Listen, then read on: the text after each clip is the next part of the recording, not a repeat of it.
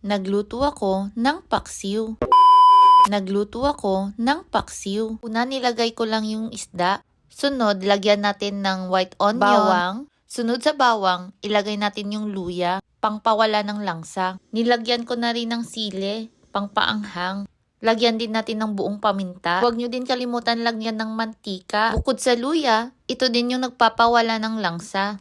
Lagyan ng konting tubig at asin. At ang pinakahuli, lagyan na natin ng suka. At hayaan natin tong kumulo. Pag nagluluto ako, palaging sa unang kulo ko tinitikman para mabalance ko yung lasa. At tinikman ko nga, sabi ko tuloy, okay na to.